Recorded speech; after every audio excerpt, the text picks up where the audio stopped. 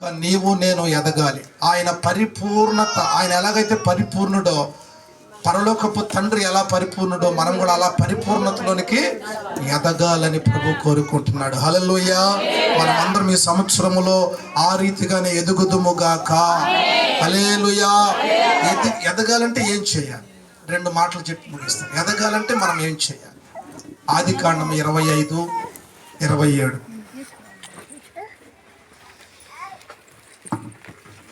ఆ చిన్నవారు ఎదిగినప్పుడు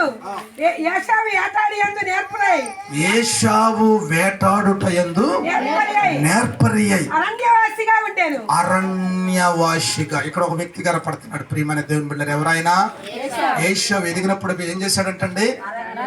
అరణ్యవాసిగా. అరణ్యములో ప్రియమైన దేవుని బిడ్డ, అరణ్యానికి చాలా అర్థాలు ఉన్నాయి. అరణ్యం అనగా శ్రమ, అరణ్యం అనగా కష్టం, అరణ్యం మనకు నింద. అక్కడ ఏవి మనకు దొరకవు, ఏ ఫెసిలిటీస్ ఉండవు, ఏ సుఖము ఏ సౌఖ్యము మనకు ఉండవు. ఎదిగిన బిడ్డలు ఎలా ఉంటారు తెలుసా? ఇలాంటి శ్రమకు అలవాటు పడతారు. హల్లెలూయా. ఈ 25 కూడా ప్రియమైన దేవుని బిడ్డలారా, ఎదిగి యేసయ్య పరిపూర్ణతలోనికి మనము చేరాలంటే ఈ అనుభవంలోనికి మనం రావాలండి. హల్లెలూయా. యేషవ్ ఎదిగినప్పుడు ఏం చేశాడట? అరణ్యవాసిగా మారాడు. వేటాడుట యందు ఎలా మారాడు? నేర్పరిగా మారాడంట. మనం కూడా వేటాడుట యందు నేర్పరములుగా మారుదుముగాక. ఏం వేటాడాలి మనము?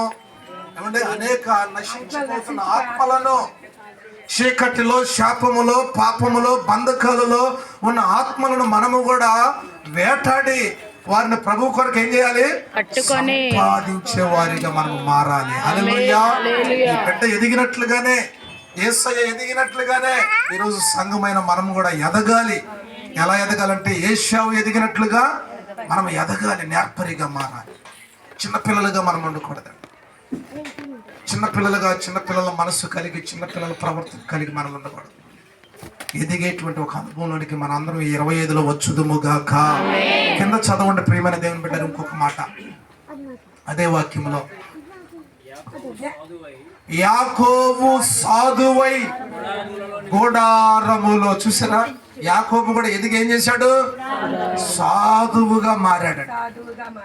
సాధువుగా మారాడు. ఎన్నో సంవత్సరాల నుంచి నువ్వు మందిరానికి రావచ్చు, ఎన్నో సంవత్సరాలు ఇండస్ట్రీ అంటారు కొంతమంది. ఎంత ఇండస్ట్రీ? 40 years ఇండస్ట్రీ అంట, 30 years ఇండస్ట్రీ. నాకు యేసు ప్రభువుని తెలిసి ఎన్నో సంవత్సరాలండి. కానీ వాళ్ళు ఇంకా సాధువు అయిన మనస్సు వారికి రాదు. ఇంకా సనుగులు, గొనుగులు, బూతులు, ఏమంటే ఇంకా నోరు తెలిస్తే